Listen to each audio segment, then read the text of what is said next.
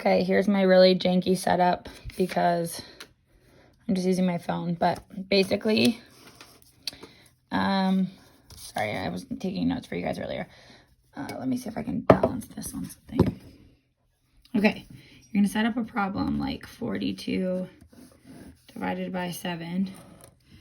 Let the kids know this is your divisor. This is your dividend. You can tell them now or later that the answer is going to be called a quotient. Calling it a quotient might be helpful because you can remind them that just like partial products, you're finding part of the product. With partial quotients, you're finding part of the quotients. So remind them dividend is what you have. So you have 42. You're trying to break it into groups of 7 or 7 groups, whichever one makes more sense to them. When we are doing just sort of vague ones like this without word context, I often just like to resort to cookies and friends or cookies and students because it gives them something to grasp. Like you have 42 cookies, you're giving them to 7 students. You can be dramatic and say you're giving them to your 7 favorite students because, you know, then they can all go, aww. And so we need to figure out how many cookies each student would get. So I would start by creating a ratio table and kind of remind them this might be a little bit of a new strategy or maybe not, but to hang with you. So when we do ratio tables, we'll do like one group of 7, and basically this is a times line. And so 2 groups would be 14, and then I always jump to 10 because it's easy. So I like to do 1, 2, 10, and 5. So 10 is 70, and you can remind them because of powers of 10. And then I do 5 last because you can half the 10. So if we say, okay, 10 groups of 7 is 70, then 5 groups of 7 would be 35. You could also have them do 4 because they could do double 2 to get 4, so double 14 to get to 28. You can also tell them if they just know their multiplication facts, they can use that here, but if they don't, there's all these tools. And then depending how big your dividend is, you can show them 20 would be 140, but this one I don't think is necessary until you get to big numbers, okay?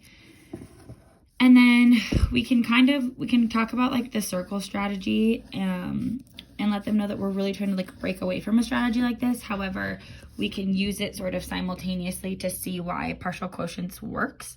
So for starters, I'm going to use 35 because I can notice, okay, I'm trying to get to 42.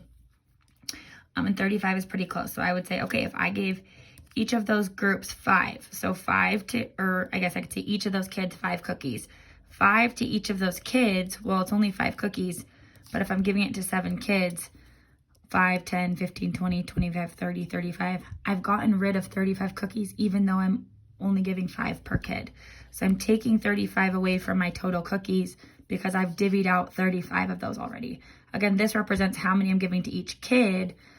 And you can kind of remind them 5 times 7 is 35. That's where those fact families come in.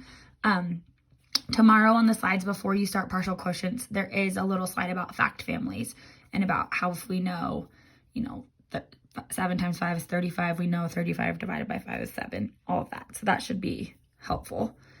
Then we just do our subtracting, ask them to use the algorithm. So I have 7. And then you just say, how many groups of 7 can I take out of that? Well, obviously I can take out 1. Let them know common misconception is forgetting the last one. We need to get to 0 or a number that is smaller than our divisor. So if you're at 6 or less, if your divisor is 7. And then once you're done, you're just gonna scoop up all your parts. So technically we would have gone 1, 1, 1, 1, 1. And so our quotient is 6. So each of those kids would have gotten 6 cookies, and then remind them we can always check our work with multiplication. So I can do 6 times 7, and my answer should be the quotient, or sorry, the dividend. When we get to remainders, which, sorry, this is slipping around. We won't get to remainders until, until tomorrow. But when we get to remainders, you would do that, and then we add the remainder back in to get to that dividend, okay? So then one more, this one's already finished, but 36 divided by 4. Again, set up that ratio table, and then 6 groups of 4, 24, come down. So just 2, I know you guys probably remember that, but I think it'll be straightforward. I am not going to do too big of numbers at the beginning. The other things that you might want to talk about with them are just being efficient. So like pick numbers that are as big as possible. As we get into the 3-digit numbers is when you're really going to want to use like 20s, or kind of have them explore like, what do you notice? Can you do 40? And having them use like that idea of doubling and stuff so they don't get confused, but letting them take out big chunks and kind of talk to them about how if we, you know, if we had like 100, sorry, let me balance this again. If I had like 120 divided by 7, and I'm just taking out one group of 7 for a really long time, I am giving myself the opportunity to make some really careless errors because it's so much less efficient. So if I can take out bigger chunks at the beginning, even if they're just groups of 10, those groups of 10s at the beginning are going to make it a little bit easier for them and not so many steps, okay? And then also I would just discourage, like you'll always have those kids that will add up in their head and try to do it in one step, and kind of tell them that like, well, that's cool. That's not the point. Especially as the numbers get bigger, we do not want to just try to do it in one step because it's sort of defeating the purpose of the strategy. And again, it's offering an opportunity to make a lot of errors. So, okay, hope that helps.